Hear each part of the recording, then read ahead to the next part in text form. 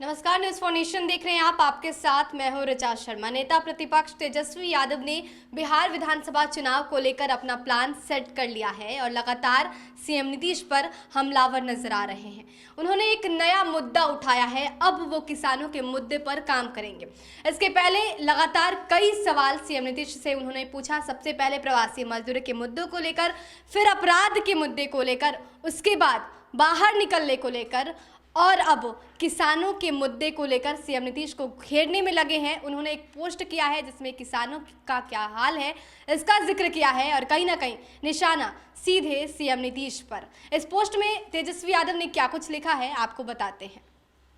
तेजस्वी यादव ने लिखा है, जब तक किसान खुशहाल नहीं होगा प्रदेश में समृद्धि नहीं आ सकती। विकास तब तक अधूरा है जब तक किसान समृद्ध नहीं है। देश में आज भी सर्वाधिक रोजगार कृषि क्षेत्र से ही मिलता है, इसलिए इस क्षेत्र को और प्रोत्साहन देने की ज़रूरत है। कृषि की समृद्धि के लिए हमें आधुनिक खेती अपनानी होगी। किसानों की अनेक समस्याएं हैं, कृषि में लागत ज़्यादा और मुनाफा है ही नहीं। किसान बेचारा इतनी मेहनत करता है कि अपनी मजदूरी भी नहीं निकाल पाता। किसान जो खेत में पैदा करते हैं उसे उसका उचित मूल्य नहीं मिल पाता है। सारी कमाई बिचौलिया खा जाते हैं। इस पर विशेष ध्यान देने की ज़रूरत है कि किसानों का पैसा बिचौलिया ना खाएं। इसके लिए हर जगह, हर प्रखंड स्तर पर आवश्यकता के अनुसार कोल्ड स्टोरेज बनाने की आवश्यकता है। तभी किसान अपनी उपज को वहां रखेगा और उचित मूल्य मिलने के समय बेचने पर उसे ज़्यादा पैसा मिलेगा। जिस क्षेत्र में जिस फसल की पैदावार अधिक है वहां उससे संबंधित फूड प्रोसेसिंग यूनिट लगाई जानी चाहिए। चावल और गन्ना के पैदावार वाले क्षेत्रों में चीनी मिल और राइस मिल लगानी चाहिए।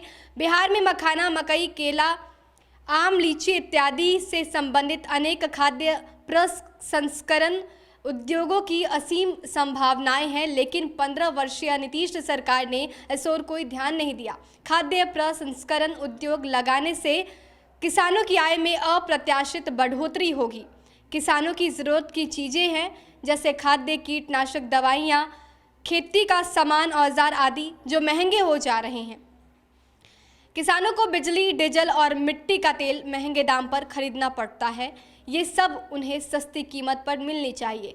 किसान को उनकी उपज का उचित मूल्य मिलना तो दूर रहा, उसे उनका सामान कभी कभी फेंकना तक पड़ता है। इसलिए किसान द्वारा उत्पादित हर माल का समर्थन मूल्य किसानों की राय मशविरा करने के बाद ही सरकार द्वारा तय किया जाना चाहिए। किसानों को खेती के साथ साथ पशुपालन के लिए भी विशेष आर्थिक मदद देकर प्रोत्साहित करना चाहिए ताकि वो अधिक आत्मनिर्भर बन सके। हम सभी जानते हैं कि देश में बड़े बड़े लोगों पर अरबों खरबों रुपए सरकार के कर्ज के रूप में बकाया है और उन्हें वसूल करने की कोई भी कार्रवाई नहीं की जा रही है, बल्कि उनके लाखों करोड़ के लोन माफ़ भी कर दिए जा रहे हैं। लेकिन अगर किसान खेती के लिए छोटा मोटा कर्ज लेता है और यदि उसे समय पर नहीं चुका पाता है तो उसे जेल में डाल दिया जाता है। किसानों के साथ सरकार द्वारा ऐसी पक्षतापूर्ण व्यवहार नहीं किया जाना चाहिए।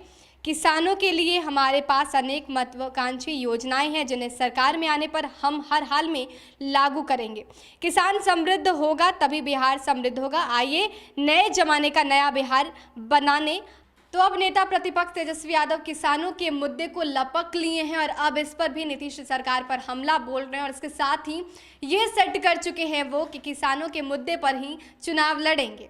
देश और दुनिया के तमाम अपडेट्स के लिए हमारे साथ बने रहिए और देखते रहिए न्यूज़ फॉर नेशन। नमस्कार।